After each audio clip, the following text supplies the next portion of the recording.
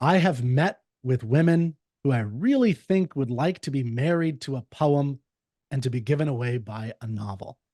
Today, we're going to be talking about undying love in literature, painting, and real life. Welcome to Surprised by Art. My name is Kirk Barbera, and I'm joined, as always, with Luke Travers from touchingtheart.com, where you can find out more about his book tours, or his tours for in paint and museums, and all the great stuff that he's doing, including Euro salons and salons that he does online, which are great. So welcome, Luke. Hey, good to be here and good to be thinking about romantic love. Romantic love and undying romantic Well, love in I guess particular. Are they the that's same part of the thing? question. Yeah. Yeah. Are they the Is same so when thing? you told me the topic undying love. So I've got a lot of questions. First of all, are we talking specifically about romantic love? Yeah, I think that is the question. I think it's like, can you have undying love without romantic love? Probably not. But can you have romantic love without undying love? Like, in other words, the love can die. And that so you can feel romantic love for someone on a high level, and it's something real and beautiful, and you're in a great feelings of connection, but then it somehow goes away. That love is transferred to somebody else, or something else happens. Is that undying or romantic love? Are they, do they have to be fused? Is it one or the other? In other words, does it Okay, make so sense? you're asking, is does romantic love have to be forever and undying? Yeah, I So, don't, that's so I have my views, and we're going to be surprising each other with paintings and mm-hmm, poems, each of us. mm-hmm. And each of us brought a couple this time. So this is a special episode. And yeah, so when I brought up that topic, undying love, Luke, I'm curious because I came up with it. I've thought about it. I'm sure you've thought about it though. So what came to your mind? Well, first of all, what is undying love? And um, I've got kind of two different ideas about what undying means. So obviously, it's not love that's quick and you forget about the person the next day, or it's something temporarily emotional. It's something that's long lasting. But even when it's this long lasting feeling, I'm seeing it kind of go into two different directions. And I'm curious to hear what you think. One is a kind of devotion, that this is a love that you are devoted to, that you continuously kindle, whether you are in the relationship or not, whether Hmm. you're Quasimodo, Oh. who has this undying love for Esmeralda, no matter what, or it's something that is more about a relationship and continuing the relationship over time. Um, so there's that part, and then there's another part. When I think undying, I think of maybe the relationship is over. Maybe um, that person is gone from your life, whether you've separated or they've passed away, but something about the feelings that you had stay with you Mhm. and remain there, even as you move on with your life. And there's okay, so I don't know how many people have seen the movie Godfather Part Three, with Mhm. Been a long time. not the best of the Godfathers, and I'm going to Uh, spoil the ending of Godfather Part Staircase. 3. No, no, not that part. Okay. Not the staircase thing at the opera. No. At the very, very end, Michael Corleone, old man, sitting in Mm, a chair, that's right. and he starts to have flashbacks. Yeah. And the flashbacks he has are to the three women in his life. Mhm. His first love that he married, Apollonia, his wife, Kay, and then his daughter. And it's just though, like, he's imagining the dancing with each of them, the good time he had with each of them, and each of them remain with him, even though at different points in his life he move on, he's separated, things happened. There is something about his affection for each of them that has remained, and so I'm kind of seeing those two sides. One, I am completely devoted. It's there with me, and then the other side, it's still a part of me in spite of me moving away, not being devoted to the partner, to the love. That's a really good example. I definitely think that at the end of people's lives, they say that the number one thing that you learn from people is their regrets. And often what you hear about regrets is like who they didn't go spend their Mm. life with, who they like it's about what they didn't do. Who because you're at the end of your life, you're reflecting back. It's like I should have stayed with that person. That was the best that I ever had in my or whatever. And so that to me indicates that there is a romantic love that is an undying love possible. But the challenge is all the chaos of life and all the chaos of our internal turmoils, of the external choices or the external things that occur in our lives that tear us apart, bring us together, separate, all those types of things. And now the reason that I'm thinking about undying love is as you're mentioning it, is I think we've all dealt with breakups. And it's to me, it's been very interesting uh, when that happens, seeing all the advice that's given. And because it seems like we all know that social media seems to know everything that's going on in your life, and then you start getting bombarded with here's advice from Huberman, here's Do you Jocko have your Willink. AI love consultant Yeah, I yet? guess. Oh yeah, I've definitely talked to ChatGPT about, hope and love and like that stuff. And the advice is always is very, I mean, there's some good stuff to it, but I think overall it's really bad.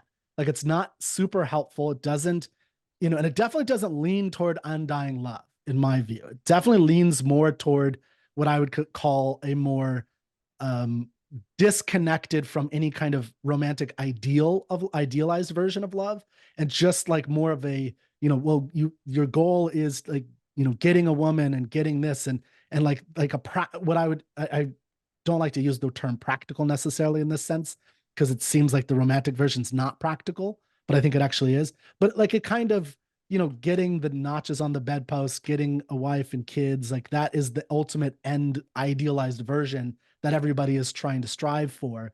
And all the advice that you hear, all the even the psychotherapy and all those types of things are all geared toward that kind of thing often. Very rarely does anybody recommend undying love. Very rarely does anybody recommend the kind of devotion to a love. Now, I want to preface or say a little bit here real quick about when I say undying love and this kind of thing, Hmm. I do mean a kind of actualized love, not a, I try to separate this from like a fantasy love where it's like you fall in love with, a girl in school that you've never talked to and you paint a picture of her that's not real. Like Cyrano and Roxanne? Yeah, in a sense, although they had some interactions at least. But yeah, I think that's part of what Cyrano definitely does. And now, by the way, I'm not saying never do that. I don't want to, make those kind of proclamations. But Hmm. what I'm saying is, I mean, I think a better example would be like falling in love with a movie star that you're never going to interact with. Now, you can have loving things for some of the attributes and characteristics you see in them, but that's very different than really loving a specific human being that you're dedicated and devoted to. And you're choosing to be dedicated, devoted to through all the trials and tribulations, even separation, even, even past death or things like that. Like you're saying, like, this is my North Star. This is what I'm selecting. And there's just nobody ever talks about that. If that's valuable or if we should do that, or if that's just something for fantasy stories and romance novels and, romance movies and things like that. So that's why I wanted to talk about the concept of undying love through literature, because it's heavy in literature. Obviously, we get a lot Hmm. of Hmm. examples. Hmm. We get a lot of great poetry from it. We have great movies Hmm. from this. There's I think basically the whole uh, romance genre, the romantic comedy genre is this idea of there's usually a mismatched pair Hmm. of some Hmm. sort, or Hmm. like the Hmm. woman Hmm. is with Hmm. the wrong man and the man is with the wrong woman or something, and it's about them, all the things that finding true love and connecting with the right person is Okay. a common trope, right? Yeah, the before the relationship type of thing. But it sounds like when you're thinking of undying love, you're thinking after you're in the relationship and that you're keeping that romance alive in spite of the chaos of life. Give me the yeah, like, well, is it valuable and should you keep it alive in yourself given all the chaos, right? Like that's kind of the deeper I question see.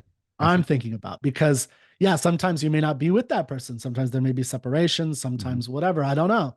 So that's the issue to think about. obviously if you're married to somebody and you're having kids and everything, there's hopefully you the same thing applies where you are still feeling that romantic love. Although again, I hear this from married couples all the time. Like that same type of thing happens where the ups and downs, and you maybe don't love that person as much one year or something, and so And to me the people same thing. change. And I people mean, that you could change. validly ask the question, should love be undying? Yes, I think that's the other question. Is like, does it Mhm. make sense to have that undying ideal of love that I think has been so prominent in literature at least since the 12th century? And in this podcast, we will answer that question once and for Forever. all. All right, what do you say? I think we're going to be extrapolate more on all As we these go. different tangled lines of love as we go along. You want to get started? Yeah, let's do a painting to discuss this. Yeah, And and I'd love for you to start because you had a yeah, painting for me, right? yeah, I do. And full disclosure, I thought you might have seen this painting before. So right before we started airing, I briefly showed it to you and asked you if you knew the title of this painting. You said no, and that's the important part for me, Yeah. because I even if you've seen it before, and I think you'll still kind of read it to us and piece together what's going on. I think it will reveal, I think, one thing that I think of very powerfully about what undying love is. All right, so are you ready? Yes. And of course, an And initial title for the painting okay. for this painting. What's your initial title? Uplift. Uplift. So what do you Yeah. see going on? I see a young lady with a purple wreath in her hair, white flowing dress, standing in a meadow on a cloudy slash sunny nice day, it looks like. And she's looking up with her eyes closed, or her head is kind of tilted back with her eyes closed. It's almost like although I guess the breeze is coming from behind her. So Mhm. she's not looking up at the sun. She's not basking in the sun. She's just kind of looking up. And then there's this purple ribbon around her waist that's being, blown in the wind. So there's a lot of purple and a lot. Again, I see her looking up. That's the main thing I'm seeing. And it's a kind of, Okay, her chin lifted, but her eyes closed. yeah, Yeah, chin lifted, but eyes closed. So yeah. it's not like, the generic or not generic, but what we hear a lot in our circles of like the hero worship, where it's Mhm. like the upward glance. There's some of that going on, but she's not looking at it. Her eyes are closed. What That's is what she I'm. doing out here? It's a good question. I think she's just going for a stroll, I unless mean, I'm what a miss. stroll this is, right? Yeah, like she's going in a stroll with a beautiful dress, a beautiful flowing gown, essentially. Um, And doesn't in the look like a place wedding she dress, is, but and the place she is. Look at this place. it's gorgeous. Yeah. I mean, it looks like it's in Austria or something, right? Right, and like in the mountains, right? Yeah, in the mountains of Austria, and she's just like in a meadow. Like in Texas, we have uh every boyfriend has to take a picture for his girlfriend slaying in a field of bluebonnets every year. Yeah, It's like a whole yeah, trope. yeah, And yeah, that's kind of what this is like, except this is probably even a little bit more beautiful than the bluebonnets. Although those are beautiful too. yeah. All right, so she's in the field of quote unquote blue bonnets, but there's no boyfriend around. Yeah, Um, there's definitely unless he's painting. we don't consider that. No, no, I'm We're just immersed kidding. into the world. Yeah, I'm kidding. What's her expression on her face? Yeah, I mean, the first thought that came to my head when I saw it was exalted, Mhm. but it's not quite matching up with what I'm seeing now. That's not the feeling I'm getting. Yeah. There's I want to say the word that came to my mind was morose, but not Hmm. exactly morose. There's there's a tinge of sadness that I'm Hmm. seeing in her, Hmm. maybe of loss of something not, like she's not smiling. She's not like, there's like, it's contemplative, reflective. I can imagine she was maybe crying a moment ago, or maybe she's not bawling, but it's kind of that crying of, you start Yeah. thinking about something and just like like the cliche single tear type thing comes down where it's not a heavy crying. Yeah. Yeah. So Yeah. that's what I'm seeing with her. Yeah. Yep. Now, I don't have the best image quality here. And then when you go to the Indianapolis Museum of Art and you see this painting in person, the a certain detail is so much more stark. And when I saw this painting for the first time, I start off farther back, get in the whole scene. You know, okay, here's this beautiful woman taking in the fresh blossom air on this and this beautiful hillside. And then I got up close, and what I saw on her face and on her cheek, Those tear streaks. tear streaks. Yeah. Okay. So you can kind of see it. Yeah. That's what I was thinking of. Is it seemed like almost her mascara is running type thing, Yeah. Yeah. right? Like I don't know if what she's wearing, but it seemed kind of black line coming down. Yeah. So this is a painting that's in my book Stories in Paint, and maybe a lot of folks who are watching this podcast might remember it, but I did really want to bring this up as one of romantic love. Uh, and Kirk, you don't happen to remember the title or the backstory, do you? I All don't right. remember the title or backstory. So to sum up what we're seeing so far, beautiful young woman out in nature in a beautiful world, lifts her head maybe to take in the scent, but also starts to cry. So something is there that's not making this the perfect moment. It's casting a shadow. And we can maybe guess it's got to do with romantic love. And it Mhm. does. The story here is background story now is of someone who's just had to say goodbye to Mm, the one they love mm. because they need to move on. And she is a character from Greek mythology, and specifically the Odyssey. Oh, this is Penelope? No, not Penelope, Oh, is this Circe? not Circe. Um, The one that Odysseus was with for a oh, while. oh, oh my God, this is Nausicaa. This is Calypso. Well, you know Oh, what? It's interesting that you're going through like a checklist of all the women that Odysseus has been around with. yeah, This one in yes. particular is This is Calypso. Calypso. Oh, And not she'd offered Nausicaa. him immortality. And he said, no, I've got to go back to my love. Really? Why is it Calypso from? Okay, so I don't remember this at all now, so I'm glad you picked this one. So why is this Calypso? Like This is what? Calypso when, after she has to leave or let Odysseus go, when she's told by maybe Zeus or Yeah, it Athena, was one it of was them. Hermes through Zeus, but yeah, Yeah, you've got yeah, to let him go. He's got to go back. And she's like, I don't want to let him go. And I think he was there for maybe 7 years. 7 years, yeah. Yeah, Calypso's island. That's how we meet him. He's kind of yeah, yeah, Odysseus is exactly. crying on her island because he wants to go home. So I picked this one Huh. as an instance of undying love, not because there's anything that she's trying to do to preserve the love, but because it's still there in her. This Hmm. is something that's going to remain with her. This love she has for Odysseus. He's gone. He's gone back to his wife. But she can't go out and enjoy a beautiful day without thinking about what it'd be like to be with him. Yeah, that's a really good facet of undying romantic love is the because this one is a temporary version of love, right? So this is they were together for a short period of time, but Short he period, 7 years. well, I mean, for her, she's immortal. So, Yeah, that's true. but I think, whatever you want to say, they were Yeah, together temporarily in, a kind of oasis of this love, yeah, although he was trapped. And so, it's always the question of, did he really love her? yeah. He This definitely, Odysseus, I think he was into you think the he the was? affairs. Oh yeah, oh yeah.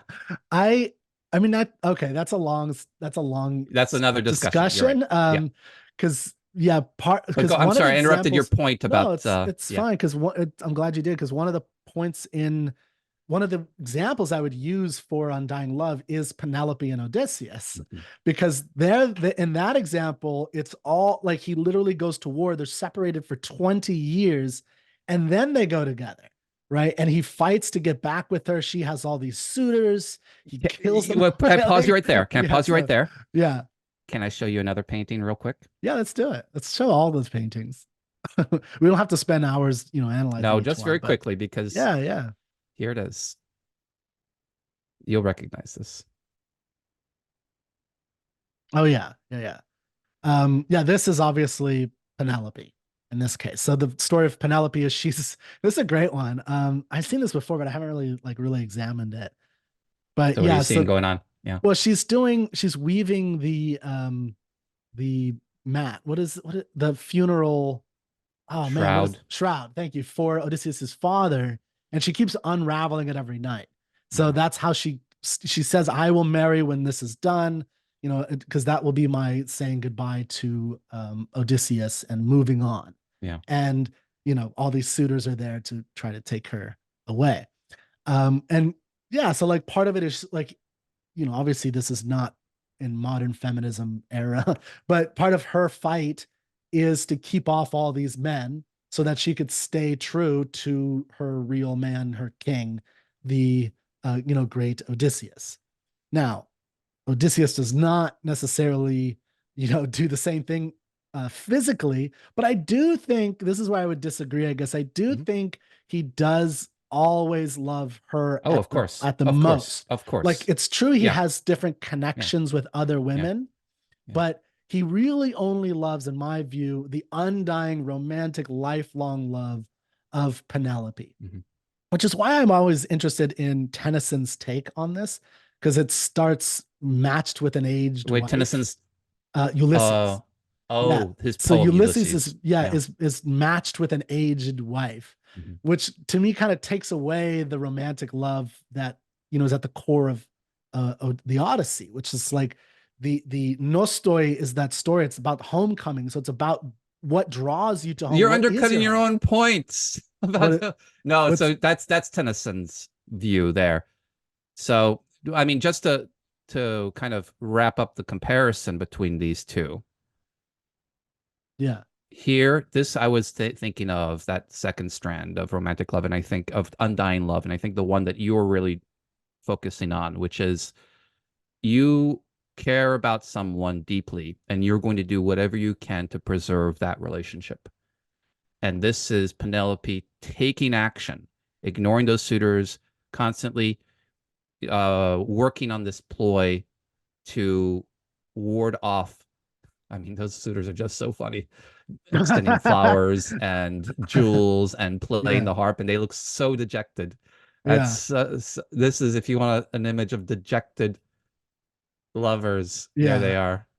Yeah, I mean and I love how he's got like his jewelry box. Yeah. There's like look, he's like dangling in front of her like Yep. she's a cat or something. Yep. Like, Exactly. oh, we got you. Come on. And this other guy's playing music and he's like, I Exactly. will sing. But really she just wants her Mhm. one man, right? Yeah, and I think this is more, in my view, of a depiction of Yeah. romantic love, of Mhm. undying love and I say romantic love is tied to this because I do think there are times in your life when you feel heightened sense of love for a variety of people. Mhm.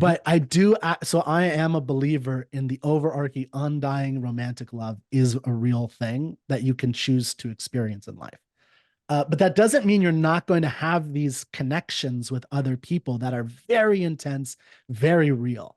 And that's where it gets complicated, I think, is that you that doesn't mean you have to physicalize it or anything like that, but you are, I think, going to make those connections. And the question is how, which one do you select as the undying romantic love of all time? And which one is just a kind of the temporary, fleeting, wonderful love that is there is connection. So again, bringing it back to Nausicaa, I want to just real quick just end on this, and Yeah. then you get is one of the things that's so interesting when you read the Odyssey and Nausicaa is that she is a real match for Odysseus in the way she uses language. She thinks like him a little bit, and I think Homer does that on purpose. Is there are these people in your life where you're going to connect with them, but who is your Penelope? Who is your Odysseus? Like it's a complete match together, undying forever. Sorry, I interrupted you. Nope. That's I think that's clearly put. Um, and I like the way that you're explaining how this undying love, you're saying sometimes you've got to make a choice about Yes. who that person is going to be because that's the person that you're going to be acting for. Yeah. And I think that there can be two elements of that. There can be that person to the undying love. There can be that person that you make a choice about. And then there can be also the person that imprints on your subconscious, on your soul, I like that that imprints. Yeah. is stays with you. I'll give you just a brief example. Um, from the TV show Mad Men, Mm. there's one kind of episode where Don Draper, the head of an ad agency, kind of I think he takes some drugs one weekend and goes on this quest to solve this problem about this woman that he thought he knew. And he keeps going through this all these ads that he did for soup, for coffee, whatever it is, and he keeps seeing the same kind of female figure there. And at the end of the episode, what he starts to realize was all these women had a similar kind of look to them, and Mhm. they were all the same look of uh, a woman that he first fell in love with when he was a teenager, an older woman. And so that this image of this woman imprinted herself on his psyche and stayed with him. And his relationships from that point forward and his imagery and his advertising reflected that initial kind of feeling, image, vibe that this woman from his teenage days imprinted upon him. Yeah, and I mean this to me almost touches on Freudian thought in a sense, where the first woman you really love is your mother, and so everyone else is kind of a reflection of that, Hmm. the Oedipus Hmm. complex type Yeah. thing. Yeah. And I'm definitely sympathetic to this a little bit. I will say that in my view, you have more choice and free will and abilities than you think you do. And the question is, how do you exercise that in terms of Hmm. choosing who you're going to do this with? Now, that doesn't mean that the affection and the feeling isn't real when Hmm. you feel it, because it is. I think emotions are real and they are to be experienced as facts of reality. But I still think you can kind of almost choose the characteristics over time that you're falling in love with in some level. Like you Yeah. don't have I complete agree. control. Yeah. You have some control, and you need to fix that, or work on that. And then I think the other thing you need to keep to mind is, again, that it is free will. So that means that you really are making a choice to do that, that this is the person. And the reason I stress this is because I think that a lot of the thought today is like you're going to get struck by lightning and it's going to be magic and it just all works out somehow, Hmm. which is really bad advice, because really you have to take the actions and work to better yourself, but then also, finding the person that actually feels something similar to you. And there's, and that you actually work together well. You have, good spiritual connection, conscious connection, intellectual connection, and physical. And that they're all there. And that's why it's so rare. It's because to get a uniting of all those things in one person and one relationship seems, and then the timing has to be right. There's a lot. There's a That's lot. Are so you ready to much. share? Wait, well, Okay. speaking of timing, you want to share? Go ahead and share a poem. Yeah. So, well, I was going to share a painting first, actually, Oh, myself, yeah. Am I but going to be be you surprised won't be by art? surprised And all because right. this is very similar to what I just said about all the ups and downs, the Okay. Okay. separation, Go all for it. that good Go for stuff. it. And I'm sure you've seen this. I don't know, but have you seen this one? Yeah. Okay. All right. So I'm gonna call this uh what are they doing? It So I'm seeing a already romantic says that. couple. Or Yeah. maybe he's just been playing his lute, and it looks like they're kind of in a secluded area. And he's finished playing this. Oh, this is a pretty big harp, actually. And he's starting to lean over. She's pulled up her knee and bent over her head, enjoying the words that he's whispering to her. There is a little bit of kind of space between them, like 6 inches. Like, you know, don't broach this little space, but he is starting to broach that space. Mm. And she seems to be rather pleased. And in the background, walking up the steps to their little comfy little veranda seat is an older man with a crown on, a big beard, questioning eyes, and his hand on his chin, wondering what are they doing there. So, um, If I'm not mistaken, this is I think it says at the Tristan, top. I didn't do a very good Tristan job. and Isolde. Yeah. So this is one of the most famous chivalric stories next to probably Lancelot and Guinevere, Mhm. right? Is this story, which is essentially, do you know the story? Yeah, but Okay. go for it. Go for it. Just real briefly, just the idea is Tristan is injured in battle with a wound that is poisoned, and the only one that can save him is this Queen of Ireland, essentially. And he travels there, is fixed, and he falls in love. Kind of. There's a lot of different tellings, but he basically falls in love with the fair Isolde, which is this young lady here. But he has to go home because he's actually just a knight, so he can't marry her because she's a princess. So this is courtly love, where you have this is very common where the knight, falls in love with a royal, but they can't be together, but they feel that they have the emotion, but not the ability. And then he goes home and he tells his uncle, the King Mark, I believe, and he's like, "Oh, I want that lady. She sounds beautiful and wonderful." And then so he sends Tristan back to win her hand. And Tristan fights a dragon and does all this stuff and wins the hand of Isolde for his uncle, King of Mark, because they can get married. And on the way there, they drink a love potion. Isolde and Tristan fall in love like for reals and intensely. They make love and they go. And then she goes back. And then, there's a lot more that happens throughout because he eventually marries someone else and they're separated for decades. He's like on his dying bed. I want to see her. She's going to come back. And, if she loves him, she'll have white sails versus black sails. And then she puts up the white sails, but his wife lies to him. And, but then they end up dying together at the end. And that's kind Okay, of okay. All right. But basic. what Sorry. all right, so the moment in this painting is the one where Oh, so I did skip that whole moment. So go ahead. What were you going to say? no, but what is the moment in this painting? Yeah. So she is now King. That's King Mark. Yeah. That's the uncle. She is married to him. So Tristan won her for the king, Yeah. but they love each other. They drank the potion. They made love on the boat.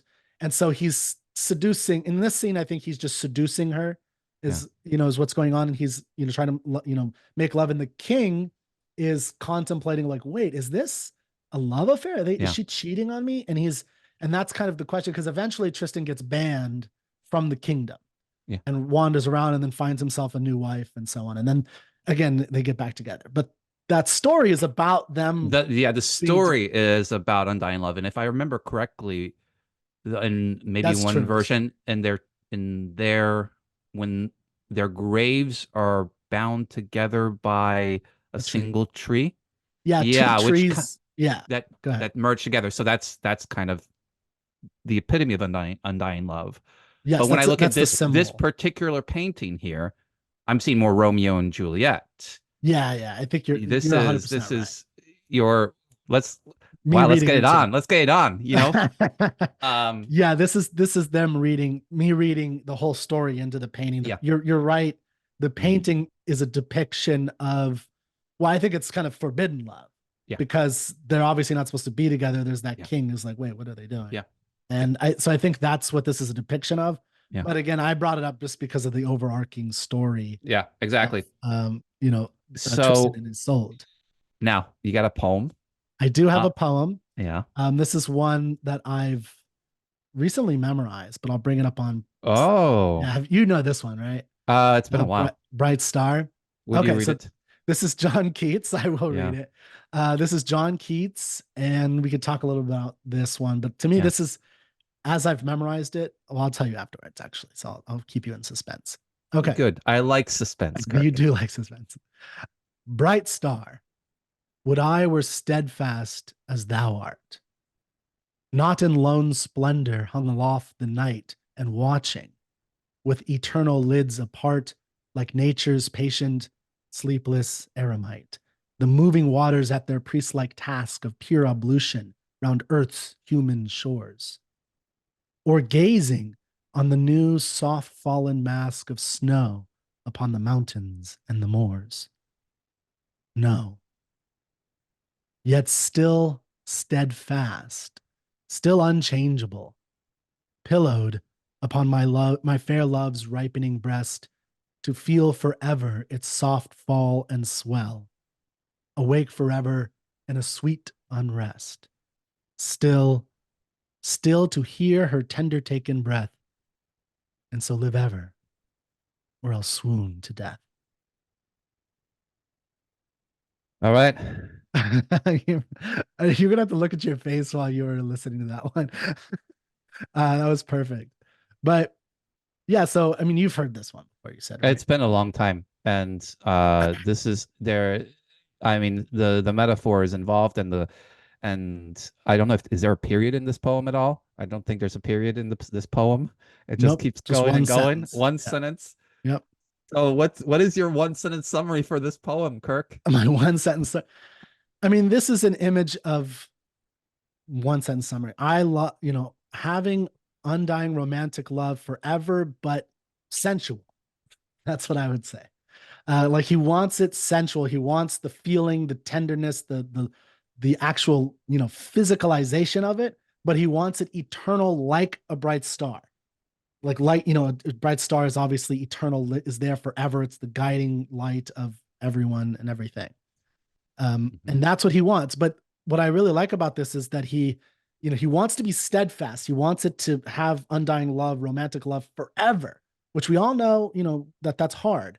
But he doesn't want it in lone splendor, hung aloft. Like a He star is wants it. alone. He wants it pillowed upon my fair love's Yes, ripening breast. yes.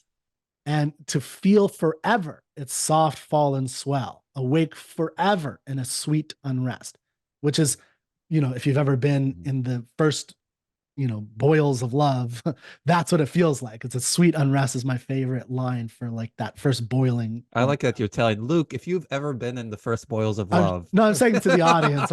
I'm sure you have. I'm sure everybody has. Um, but yeah, like and then like the connection between love and death is a common one that we like. It's either I'm gonna have this love or I'm gonna die. Like I'm gonna die without you. And part of that is because that's what it feels like. Like when you aren't with the person you love, it does feel like I don't want to live anymore without this person. Like it feels like that. And so you get that depicted in poetry and painting and literature. What about Okay. you? Any Okay. thoughts? So I like your summation. I want eternal love, but I don't want it to be virginal. Mhm. I Or want, platonic. or yeah, that's a good word. Or I don't want it platonic. I want sensual, eternal love. Mhm. So that might be the theme, the desire Yeah. for sensual, eternal love that is sensual. Ah, I like it.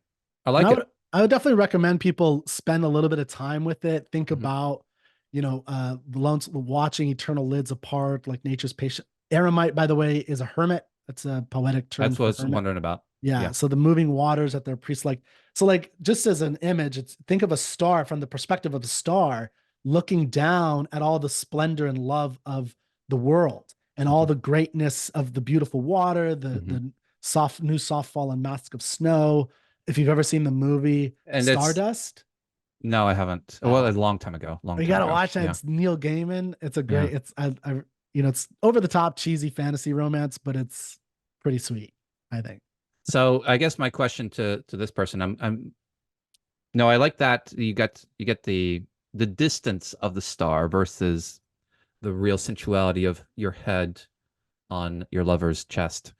Um,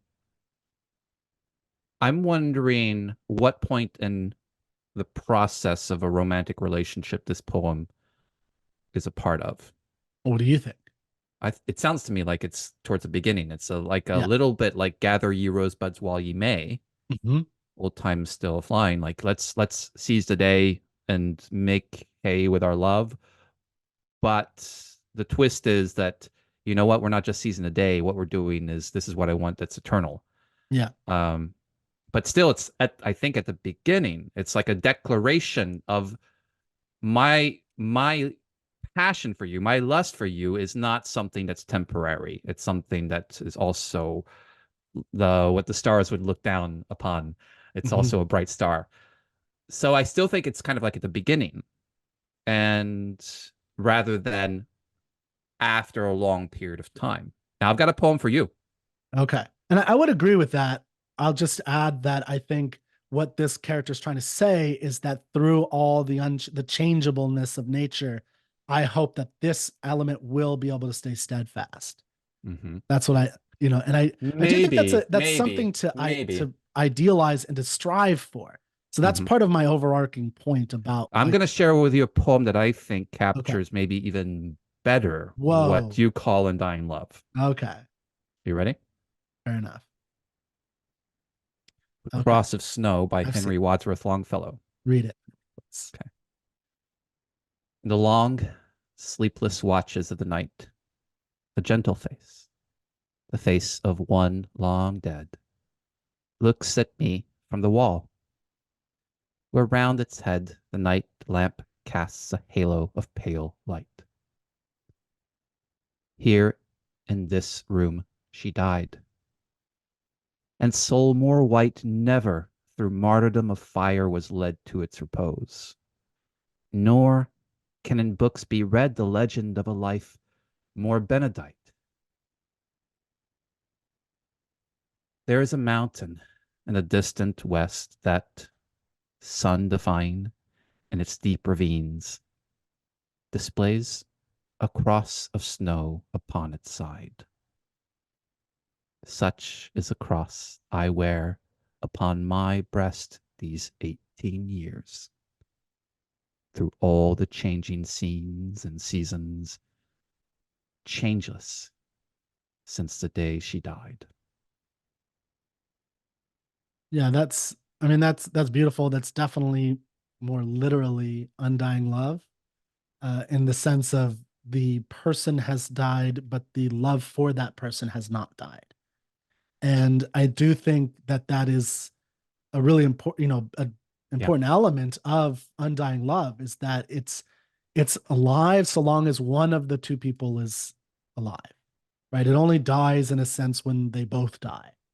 And and I think that's a really, and this good imagery, the face of one long dead looks at me from the wall, right? That's that imagery of, and I don't even think the person has to be dead for you to know and have experienced that. Oh no, I think that's It's what Calypso, the painting of Calypso, Yeah, comes in. yeah, exactly. Where it's like you see that person's face everywhere, Yeah, in a sense, right? Like you see them yeah. everywhere. And yeah, and nor can in books be read the legend of a life more benignant. No, when you were saying that, it's making me think of uh, someone I knew whose wife, and they were older couple whose wife had passed away, and I heard that he said that he would still hear her speaking Mhm. at home. They've been married for decades, I think, and he would still be able, even though she'd passed, he would still be able to hear her speaking to him at home. And this is not somebody who's delusional or mystical, but the presence of that person was so much a part of their life that subconsciously you just kind of conjure their presence even when they're Mhm. gone. Yes, and I mean, I think this is a common phenomenon in this. There's a poem "Surprised by Joy" by Wordsworth that I Yeah, recommend that's a everybody good read. connection. That's a good And connection. Yeah. like the feeling of, like especially if you're living with somebody or you spent a lot of time, you talk to them every single day, they've Mhm. become intertwined like those two trees intertwined, where your daily life is embedded in literally with that person. So like when you see something, when you see a bird in nature, well, in the past you had seen that bird or a bird like it with that person, and you had had a conversation or a moment with that person. And I think love and life is made up of those moments.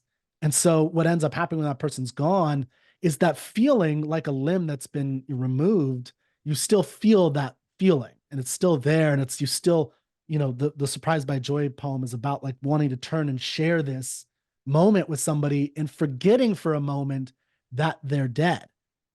I'm watching the TV show The Bear. I don't know if you've seen that. It's on I Hulu. haven't. Please don't Just spoil anything because it's on my docket. all right, all right. Well, I'll just say that that moment happens in The Bear. I Okay. so or not the moment, but that's a big. That I think that's a part of it is Okay. the of that show. in a Yeah. sense. And so it's an important part of the relationship because again, these are the daily hours. I would say that the idea of undying love is a little different though than in terms of what I'm trying to grasp, because Yeah. that's about the connection you had with somebody. I think you could have that connection with a good companion, not Sure. I mean, that's necessarily. love is I think for me, it's on a continuum. Yeah, exactly. And Yeah. I guess for me, what I maybe should have said like undying romantic love of the highest order type thing, Hmm. right? Like that I think is almost slightly different. And that's not to say you can't have this with your romantic partner. Of course you should, but romantic love is like to me this ideal that you're striving to achieve that's very difficult. It's your north star amidst all these different difficult, turbulations in life. And yeah, that's it. It's an Yeah. ever fixed mark, as Shakespeare. So yeah, of course that's like the go-to sonnet 116. Is that Yeah. it? Yeah. Yeah. Let me not to Love the is marriage not of love. True. Yeah, yeah. Yeah. Love Love is is not not love which alters when its alters when alteration alteration finds. finds, Yeah. or bends with the remover to remove. And Oh yeah, no. and that's, but again, so to me it's like the guiding light, because the thing that I was, thinking about through any type of breakup I've ever had is all the advice that you get, which never tells you or advises to have or seek that kind of eternal striving for that, you know devotion to a like an actual person. So people might say you should love your values, and that's true. You should understand what your values are. But if you find that person, there is a value, I think, to the devotion itself. Oh, so I would say this, that in the act, in the process of finding that person, because Mhm. I think once you decide on a person, you can make a decision like, this is the person that I want to work at, being in a relationship, a long-term relationship with. And I might even argue a long-term relationship that ends is not a sign that the love was not undying.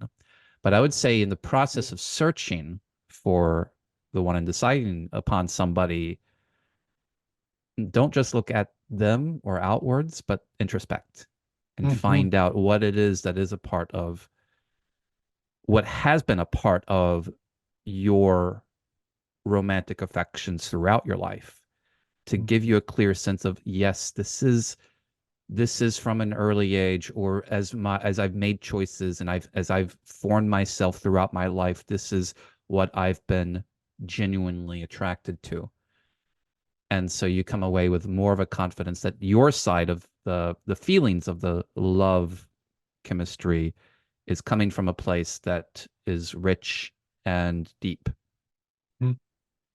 I would agree that that's probably my most important point, actually, is that what you just said is perfect, because the danger of this kind of, striving after this romantic love is that it is pure fantasy.